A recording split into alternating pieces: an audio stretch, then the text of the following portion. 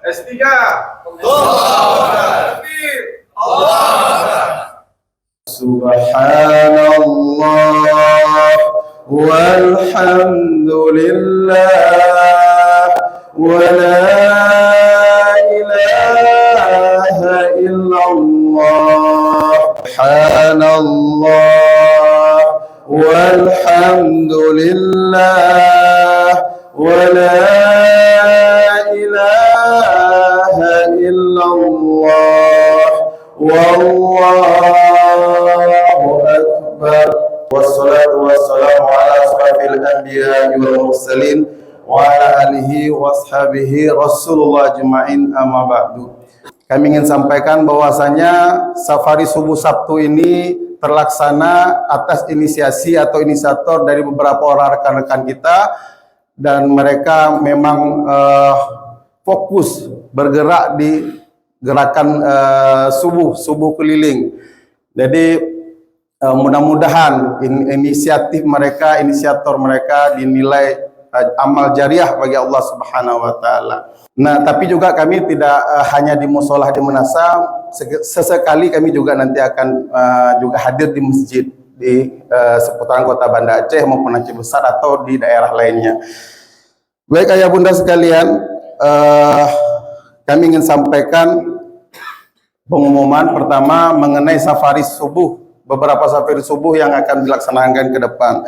Pertama, tata laksana hari ini dulu. Laksana pada hari ini yaitu sebagai imam Ustadz Zarnuzi, dan penceramah insya Allah nanti Ustadz Haji Fauzan SPMSI. Beliau adalah Ketua Dewan Masjid Kota Banda Aceh, dan juga beliau adalah imam di Masjid Oman Lamprit. Sabtu subuh, safari Sabtu subuh S3 ke depan, kita insya Allah akan berkunjung ke Musola Al-Muhajirin, Gampung Nesu di Nesu, yaitu tepatnya di belakang Polsek Baitur Rahman. Insya Allah nanti di sana yang akan menyampaikan ceramah itu Tengku Umar Rafsanjani selaku pimpinan Dayah Mini Aceh. Ustadz, kami persilakan dengan segala hormat. Bismillahirrahmanirrahim. Assalamualaikum warahmatullahi wabarakatuh. Waalaikumsalam warahmatullahi wabarakatuh. Alhamdulillah, syukran lillah, salatu wassalaman ala rasulillah wa ala alihi wa sahbihi wa mawalah. Sidang jamaah subuh S3 ini enggak tanggung-tanggung ini. S3-nya cuma macam-macam sekarang.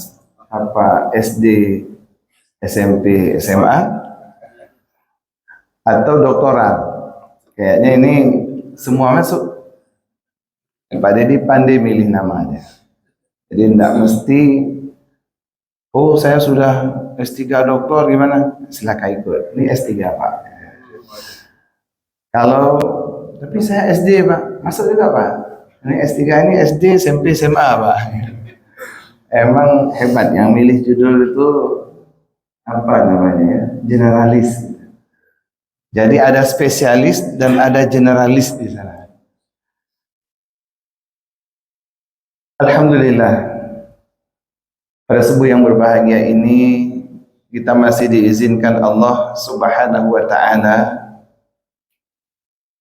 untuk merasakan segarnya udara pagi. Masih diizinkan oleh Allah Subhanahu wa ta'ala bernafas dengan baik. Sementara sebahagian saudara-saudara kita, bahkan anak-anak kita yang saat ini terbaring di rumah sakit, yang sedang diuji oleh Allah Subhanahu wa ta'ala dengan cara diambil sedikit saja nikmat. Yang nikmat itu ketika kita sehat seperti ini seakan-akan tidak ada Sehingga banyak di antara kita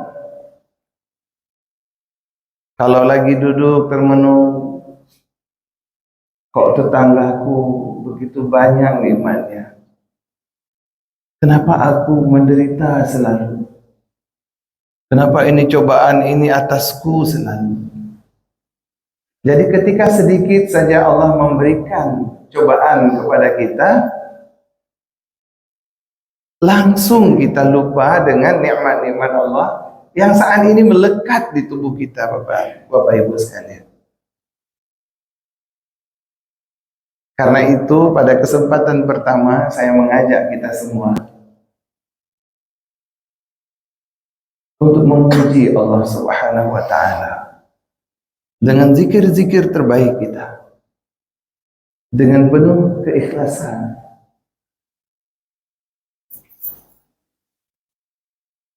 dengan penuh rasa syukur atas setiap tetes nikmat yang Allah berikan. Selanjutnya, hadirin yang berbahagia, di awal setiap ceramah itu selalu khatib ataupun penceramah mengajak kita untuk bersalawat kepada Rasulullah Sallallahu Alaihi Wasallam. Kenapa kita harus bersalawat kepada Rasulullah?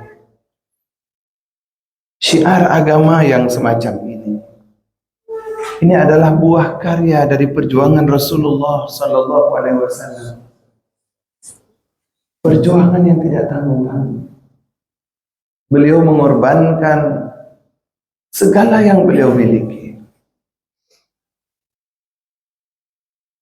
Baik itu bersifat harta benda. Rasulullah itu miliarder. Banyak yang bilang Rasulullah itu miskin. Rasulullah itu sangat kaya. Beliau mengorbankan apapun yang beliau miliki untuk perjuangan Islam ini. Sampai-sampai digambarkan ketika Siti Khadijah akan kembali kepada Allah. Beliau bilang kepada anandanya Siti Fatimah, wahai anandaku, sepertinya usiaku tidak lama lagi. Aku takut dengan azab kubur. Tolong engkau bilang sama ayahmu, aku minta sorban yang dipakai biasa menerima wahyu untuk menjadi kain kafanku nantinya. Minimal akan sedikit meringankan azab kubur. Bayangkan akhlaknya telah menghabiskan seluruh harta bendanya. Juga digambarkan Siti Khadijah itu ketika akan meninggal itu memiliki baju yang banyak tempelan. Wanita kaya. Dan ketika Rasulullah bertanya kepada Siti Khadijah suatu hari, Rasulullah pulang dari peperangan capek. Siti Khadijah sedang menggendong anaknya. Itu masih baik. Lalu Rasul tertidur di dalam pangkuan Siti Khadijah. Tiba-tiba Rasulullah terbangun dengan tetesan air di pipi Rasulullah. Khadijah meneteskan air mata. Lalu Nabi terbangun. Nabi tanya, wahai istriku, kenapa engkau menangis?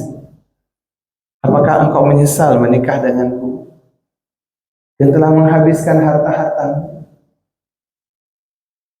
Apa kata Siti Khadijah? Bukan, wahai kekasih Allah. Bukan, wahai Rasulullah. Dulu aku punya harta banyak. Aku bisa membantu perjuanganmu. Sekarang memang aku tidak punya apa-apa. Andaikan tulang belulangku bermanfaat untuk perjuanganmu, membangun jembatan, gali kuburku, ambil tulang belulangku menjadi jembatannya. Itu sebuah ungkapan dari istri Rasulullah. Makanya ketika kita bersalawat, Allahumma salli ala Sayyidina Muhammad wa ala ali Sayyidina Muhammad wa ashabihi, dan sahabat-sahabat beliau. Jangan cemburu, kenapa kok harus keluarganya juga? Dukungan keluarganya luar biasa. Hadirin yang berbahagia, bercerita seperti ini, menyebut nama Rasulullah SAW Muhammad sallallahu alaihi wasallam, sungguh bergetar hati kita. Beliau belum melihat kita, tetapi beliau merindukan kita. Begitulah dalam hadis digambarkan. Sampai-sampai suatu hari duduk dengan para sahabat seperti ini, Rasul mengatakan rindu sama kita. Sama rindu sama keluarganya, sama saudara-saudaranya. Sahabat bilang, bukankah kami saudara-saudaramu ya Rasulullah? Bukan. Kalian semua itu sahabatku. Saudara-saudaraku ini adalah yang bersalawat kepadaku, beriman kepadaku, tapi dia tidak pernah melihatku. Rasul rindu sama kita sebelum Rasul melihat kita. Inilah yang membuat hati kita begitu mereka ketika menyebut nama Rasulullah Sallallahu Alaihi Wasallam. Makanya hadirin, di rumah kita minimal ada sirah nabawiyah. Minimal anak-anak kita mengenal Rasulullah. Tak kenal, maka tak sayang.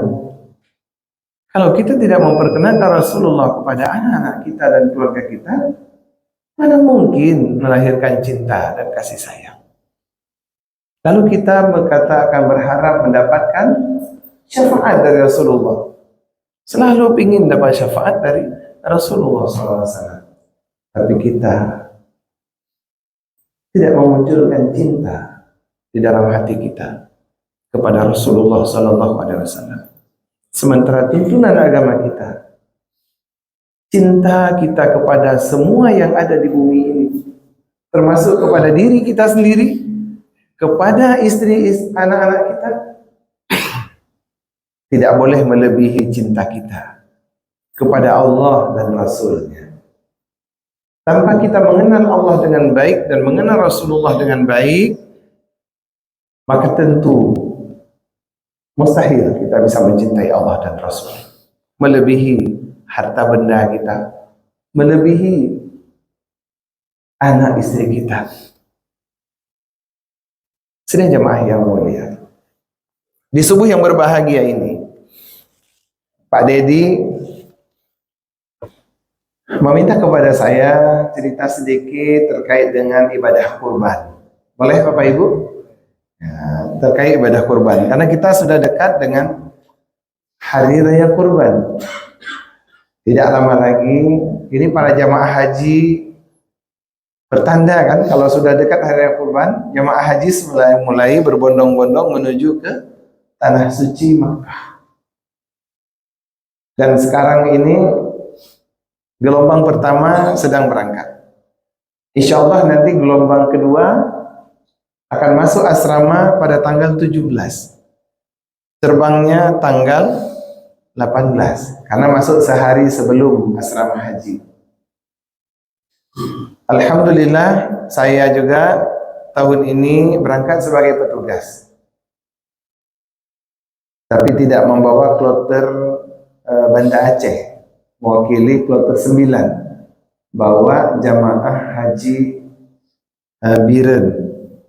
Kebetulan itu kampung halaman saya juga, tapi namanya petugas nggak boleh milih, di mana aja ditempatkan kita harus siap, karena berangkat tujuannya, niatnya adalah memperlancar, membantu pelaksanaan ibadah jamaah kita.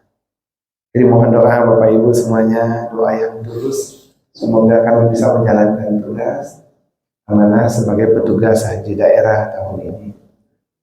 Kalau mau berangkat lagi, mungkin karena berangkat haji 2017, nanti 2027 baru boleh daftar. Berarti berangkat lagi tambah 35 tahun lagi. Mungkin kalau jalan sudah gemetar gini. Jadi ini karunia Allah yang besar, yang kita syukuri. Semoga kita bisa menjalankan amanah sesuai dengan yang diberikan kepada kita. Sedang jamaah yang mulia, ayat Al-Quran yang mewajibkan kita, yang memerintahkan kita untuk berkurban, itu adalah ayat yang surat yang paling pendek dalam Al-Quran. Betul Pak? Surah apa namanya? Al-Kautsar. Paling pendek. Biasanya kalau sholat sendiri itu paling favorit. Qul huwallahu ahad, inna a'taina. Ya Bu, betul Bu? Ya, kalau sholat sendiri biasanya begitu. Kalau sholat depan umum panjang-panjang, sabbihis kan? Apa itu salah? Enggak salah. Kan surat sependek apapun ayat Al-Quran adalah ayat Al-Quran yang memiliki pahala yang besar kalau kita baca. Allah maksa kita baca panjang-panjang? Enggak, yang paling ikhlas kita seberapa. Tapi ayat surat yang diturunkan untuk berkorban itu ayat suratnya paling pendek. Saya kira dengan qul huwallahu ahad rasanya masih pendek. Inna a'taina lagi. Ya Pak? Kemudian perintahnya juga singkat. Fasholli li rabbika wanhar. Tapi Allah gugat kita dulu di awal. A'udzu billahi minasy syaithanir rajim. Bismillahirrahmanirrahim. Inna a'tainakal kautsar fasalli li rabbika wanhar inna syani'aka huwal abtar. Sadaqallahul adzim. Sesungguhnya kami, inna a'tainaka, kami telah memberikan kepadamu Al-Kautsar, nikmat yang banyak. Allah nggak bilang sudah kuberikan uang yang banyak. Allah tidak bilang sudah kuberikan harta yang banyak. Dikaitkan dengan nikmat Bapak Ibu yang kita sering lupa. Nikmat ini sering lupa Pak. Kita tuh digigit semut saja lupa sama nikmat Allah. Langsung fokus pada sakit digigit semut. Kalau ditanya apa nikmatmu hari ini? Aku penderitaan hari ini, menderita luar biasa hari ini. Tak ada nikmat. Padahal kalau nikmat yang diingat yang banyak itu, ternyata penderitaan itu kecil banget. Nikmat mata saja. Jadi kalau kita bilang saya mau sholat, mau beribadah kepada Allah, karena Allah sudah memberikan nikmat semuanya, dan aku ingin mengharap surga Allah, itu berlebihan banget. Sholat kita udah belum tentu khusyuk. 2 rakaat sholat subuh sempat kita jalan-jalan ke pasar. Kalau ditanya kenapa sholat, biar dapat surga Allah. Kita lupa dengan nikmat mata saja. Kalau mau ditimbang dengan seluruh amal kita, kira-kira cukup enggak? Seumur hidup kita sholat, mungkin berapa kali yang khusyuk? Kalau kita mau timbang-timbang dengan Allah Subhanahu wa taala. Makanya seperti itulah Allah menggugat nikmatnya. Mengingatkan kita bahwa nikmat itu bukan hanya harta. Fasholli li rabbika wanhar. Maka salatlah kamu karena Tuhanmu. Wanhar, dan berkurbanlah. Nah, ini perintah berkurban. Singkat sekali. Jadi kita udah sholat tadi, subuh, dan setiap hari kita sholat. Setelah sholat, untuk mensyukuri nikmat Allah ini adalah berkorban. Inna syari'aka huwal abtar. Ini ketika Nabi merasa ditinggalkan oleh kaum Quraisy. Jadi yang justru yang mengatakan kepada Rasulullah itu sudah ditinggal oleh Allah, dialah yang terputus nikmatnya. Sidang jamaah yang mulia,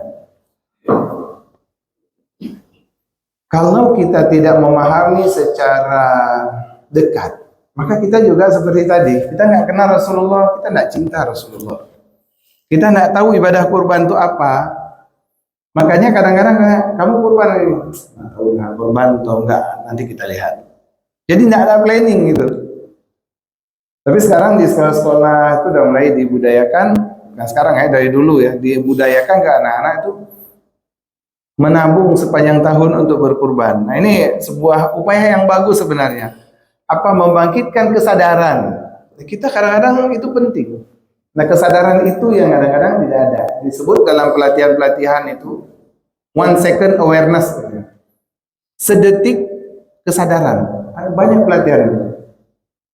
Jadi diberi kita pelatihan untuk menyadari bahwa apa yang kita dapatkan saat ini, apa yang harus kita lakukan saat ini.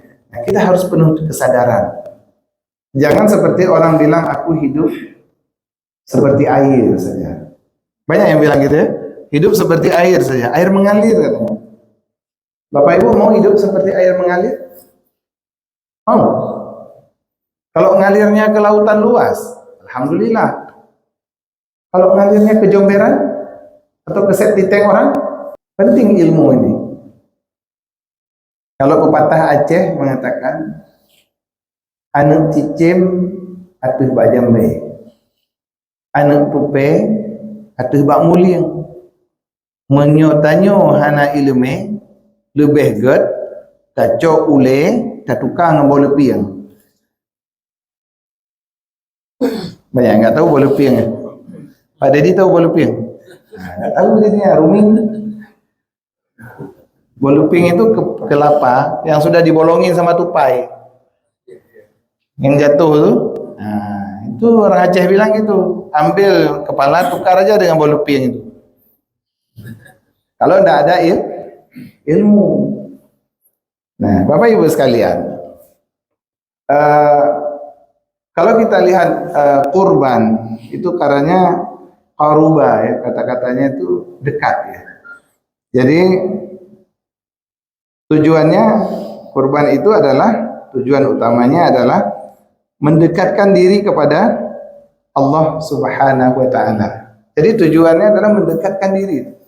Berkurban itu untuk kita supaya dekat dengan Allah. Allah itu dekat, tapi kadang-kadang kita menjauh. Wa idza sa'alaka ibadi anni, kata Allah, fa inni qarib. Apabila hambaku bertanya tentangku kepadamu wahai Muhammad, katakan fa inni qarib. Aku ini dekat. Ujibu da'watad da'i idza da'an. Akan kukabulkan segala permohonan mereka apabila mereka meminta. Falyastajibuli, tapi mereka penuhi juga keinginanku, kata Allah. Wal yu'minu bi, beriman penuh kepadaku.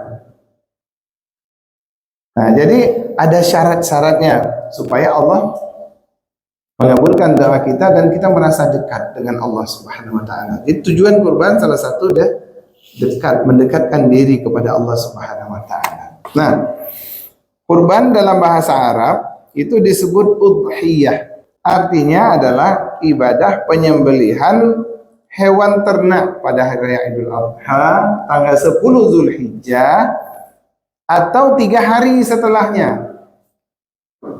Nah, 3 hari setelahnya yaitu hari tasyrik, 11, 12, 13 Zulhijjah. Itu waktu penyembelihan kurban.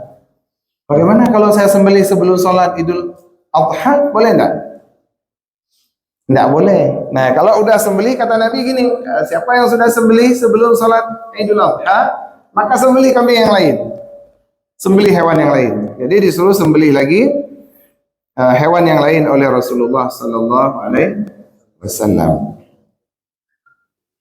Nah, berbicara kurban ini, hadirin yang berbahagia, kenapa ditekankan sekali oleh Rasulullah? Ini saya lihat hadis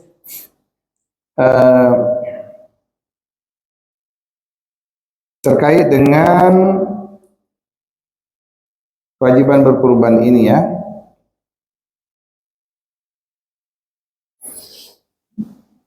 Ini dari Anas bin Malik radhiyallahu an, beliau berkata, Nabi SAW berkurban dengan 2 ekor domba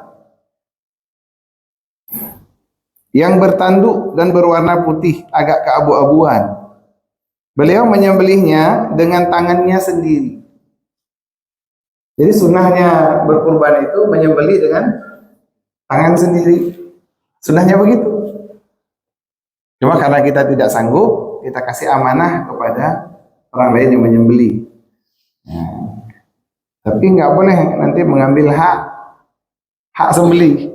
Sama ini ada nih kepala nih untuk saya. Kenapa? Karena tukang sembelih harus dapat kepala. Nah itu tidak boleh, itu tidak ada di tuntunan syariat.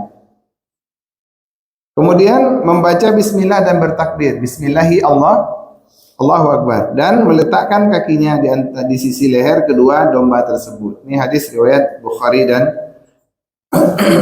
Muslim. Nah, hadis berikutnya saya baca terjemahnya saja ya, karena waktu kita sedikit, tidak banyak. Dari Ummu Salamah radhiyallahu an, bahwa Nabi SAW bersabda, apabila telah masuk 10 hari Zulhijjah, ini bagi orang yang mau berkurban, nanti udah dekat, jangan sampai udah lewat pula baru datang informasi ini, umat tinggal 5 hari lagi, saya udah capek bersyukur kemarin. Ini waktunya yang tepat. Jadi sebelum 10 hari berkurban, tidak boleh kita memotong kuku dan tidak boleh potong rambut. Ini bukan mitos. Ini hadis riwayat Muslim, bukan mitos. Nah, jadi itu penting kita pahami sebelum kita melaksanakan kurban. Nah, kenapa lagi kita harus berkurban? Hadis dari Aisyah radhiyallahu anha, dia berkata, Rasulullah SAW bersabda, tidak ada amalan yang dilakukan oleh anak Adam pada hari nahar atau Idul Adha yang lebih dicintai oleh Allah Subhanahu wa taala daripada mengalirkan darah kurban. Jadi pada hari Idul Adha itu amalan terbaik yang paling dicintai oleh Allah Subhanahu wa taala adalah menyembelih kurban. Sesungguhnya kurban itu akan datang pada hari kiamat dengan tanduk-tanduknya. Jadi hari kiamat itu akan datang utuh dia, dengan tanduknya, kuku-kukunya, dan bulu-bulunya. Dan sesungguhnya darah itu telah mencapai ridha Allah sebelum darah itu jatuh ke bumi. Jadi saat Bapak Ibu kalau berkurban nanti, saksikan. Kenapa? Karena Nabi mengatakan ketika disembelih itu, bayangkan ini bukan mitos, tapi ini benar-benar hadis yang disampaikan oleh Rasulullah, diriwayatkan oleh Tirmizi dan Ibnu Majah. Ketika disembelih itu, darah mengalir, Ibu. Darah mengalir, Bapak. Tapi sebelum dia sampai ke tanah, keridhaan Allah terhadap sembelihan kita itu, boleh disebutkan darah itu sudah ada di suatu tempat di sisi Allah Subhanahu wa taala. Sudah diterima dengan penuh keridhaan. Nah, jadi ini yang menjadi pegangan kita. Kenapa? Karena Rasulullah lagi melanjutkan sebelum jatuh ke bumi itu sudah sampai, sudah mencapai ridha Allah. Jadi darah itu langsung dikirim kepada Allah Subhanahu wa taala, langsung sampai. Kemudian maka berlapang dadalah dengan berkurban. Makanya waktu berkurban itu benar-benar kita rasakan itu. Kalau tidak tahu kan tidak tahu menyaksikan apa. Aku mau melihat darah ini mengalir karena keridhaan Allah langsung sampai. Belum dia jatuh ke bumi, alhamdulillah Allah sudah ridho kepadaku. Kita nih mau masuk surga pakai apa, Pak? Pakai amal kita, kayak cerita tadi. Pakai sholat, pakai sedekah. Sedekah kita tuh kalau lewat celengan masjid, cara ngambilnya gimana? Kalau banyak duit di kantong macam-macam warna, pasti lama milihnya. Betul? Betul apa betul? Lama milihnya, Pak. Itu sedekah. Kalau kita mau andalkan sedekah kita kan, setelah masukkan, pluk, celeng. Harapannya benar, nggak lihat-lihat tadi. Keluar waktu mau beli rokok, tarik uang. Tinggal uang 1.000 kok. Berarti tadi uang 100. Nangis juga tuh. Itu model sedekah kita. Kalau ada uang 100, ada uang 1.000. Pertanyaannya, mana yang kita sedekahkan dalam celeng masjid? Mana, Bu? Uang 1.000. Saya juga begitu. Tapi orang yang beriman, yang membeli surga Allah itu bisa dengan sedekah. Bisa. Setelah sedekah, dia nangis. Nangis. Makin besar dia sedekah, makin besar nangisnya. Tapi nangisnya itu nangis kepuasan, mempersembahkan cintanya kepada Allah Subhanahu wa Ta'ala. Bukan nangis karena terbalik uang. Harusnya aku kasih uang 1.000, kasih uang 100. Macam mana beli rokok lagi? Nangis juga tuh. Ada dua nangis. Ada nangis kecil karena cinta kepada Allah, ada nangis karena terlanjur. Itu sedekah kita. Macam mana mau kita beli surga dengan sedekah yang macam seperti itu? Sholat juga begitu. Baru Allahu Akbar kita sudah habis pasar Aceh kita keliling. Sampai jarum-jarum udah selesai kita beli. Barang hilang semua ketemu. Kalau udah sholat udah hilang barang, apa brand? Habis sholat untuk pegapat. Dapat dia. Itu sholat yang ingin kita beli surga Allah. Makanya kita, Bu, Bapak, kita nunggu ridho Allah. Karena kita masuk surga dengan ridhonya. Ustaz, banyak kali dosa saya.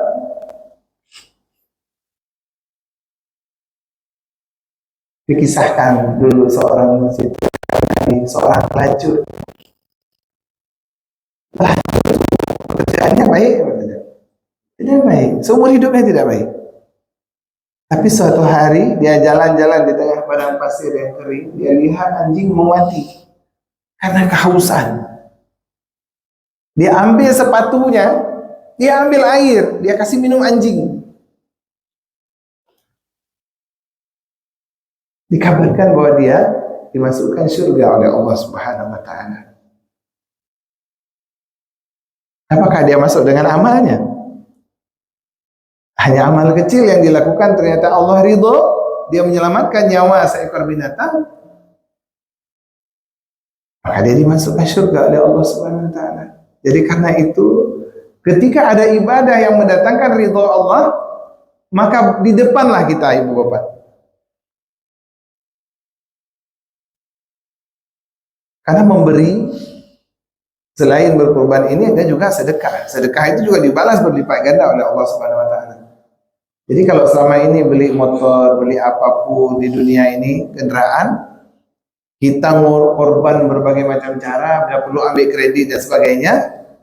Nah, untuk kendaraan di akhirat, yang namanya kurban, nanti kita tunggu aja di musola. Dahlia berapa ekor kurbannya. Ya. Kita lihat seberapa semangat kita menuju sana. Karena ini menyangkut dengan ridho Allah. Insya Allah. Jangan takut banyak dosa kalau sudah terlanjur. Sepanjang kita masih diberi umur oleh Allah untuk bertobat.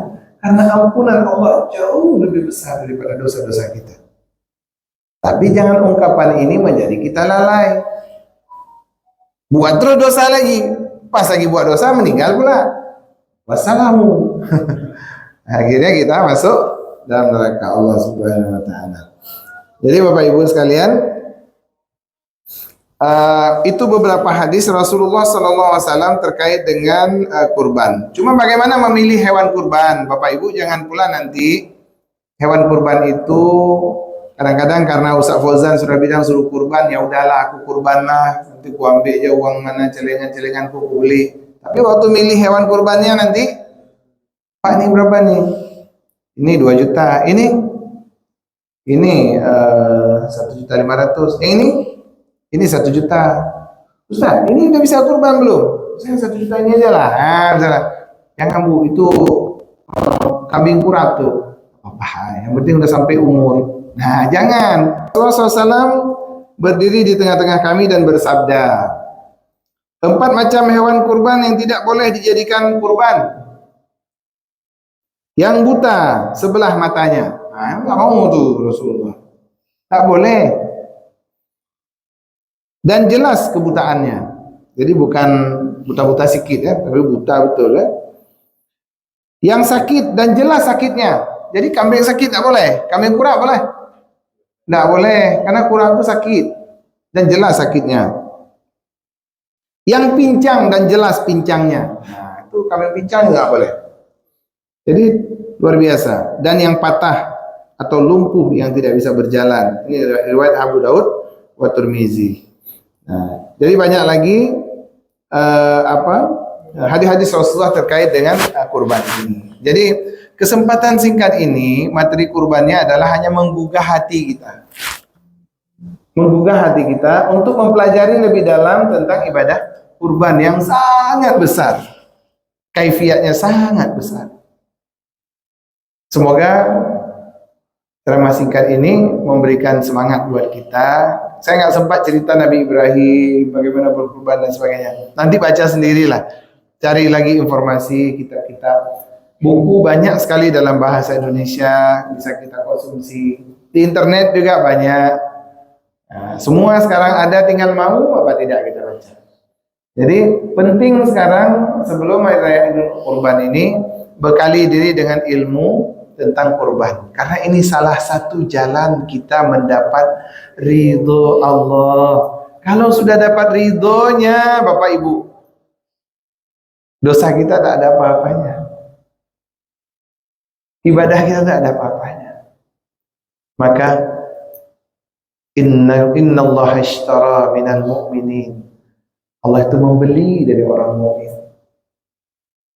bi anfusihim, dengan jiwanya, bi amwalihim wa anfusihim, dengan harta kita itu, dan Allah juga membeli jiwa kita, bi anna lahumul jannah. Kalau kita itu kita persembahkan benar-benar ikhlas dan ridho kepada Allah Subhanahu wa taala. Jadi kurban itu intinya adalah keikhlasan kita. Keikhlasan kita.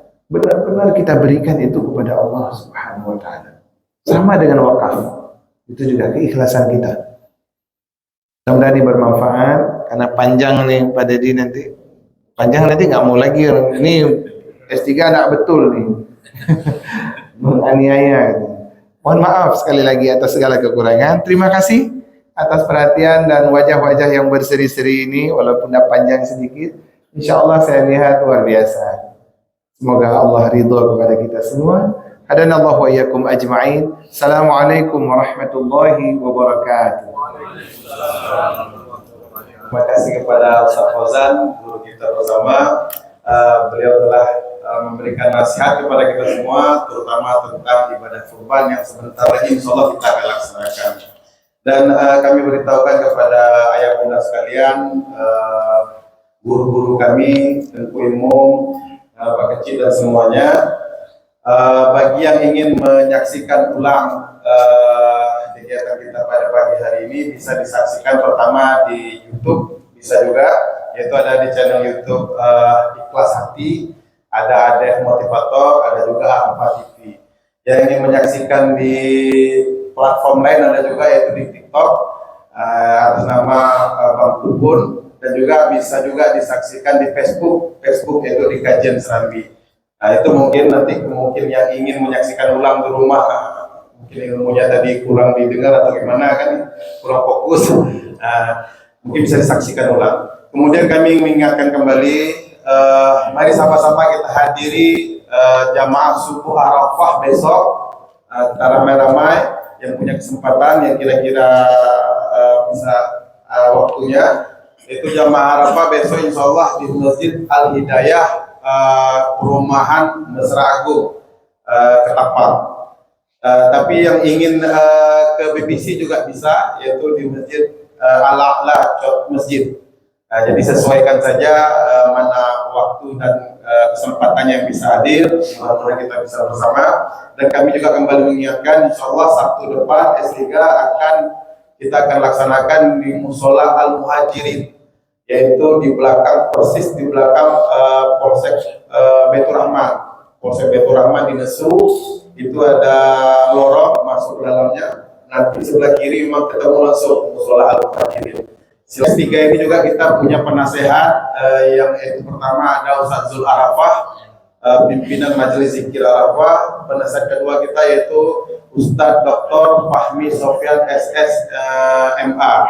Beliau ahli tafsir, kita kenal semua.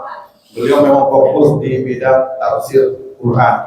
Dan juga ketiga ada Bapak Suparman, Insinyur Suparman Daud. Beliau juga orang tua kita bersama, dan beliau juga orang yang sangat semangat.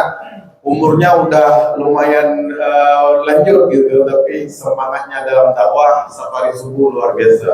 Itu mungkin bunda sekalian, kami dari safari subuh Sabtu S3 mohon maaf sebesar-besarnya kalau ada kata-kata kami yang tidak pada tempatnya. Dan akhir kalam kami sampaikan kepada kita semua, mungkin yang benar datangnya dari Allah, yang salah otomatis datangnya dari kami. Mohon diperbanyak maaf. Untuk terakhir, mari sama-sama kita bersalam-salaman. Setelah itu kita foto bersama, mungkin bapak-bapaknya kita salam-salaman di depan ini, mungkin sama-sama. Silakan. Sekian, terima kasih banyak. Assalamualaikum warahmatullahi wabarakatuh. Waalaikumsalam warahmatullahi wabarakatuh. Sallallahu ala Muhammad, sallallahu alaihi wasallam, sallallahu ala Muhammad, sallallahu alaihi wasallam. Ya Nabi salam alaika, ya Rasul salam alaika, ya Habib salam alaika, salawatullah alaika, sallallahu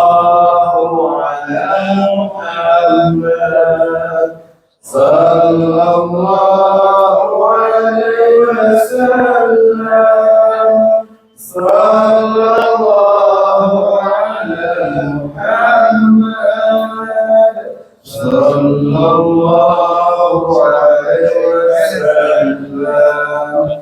Ya Nabi salam alaika, ya Rasul salam alaika, ya Habib salam alaika, salawatullah.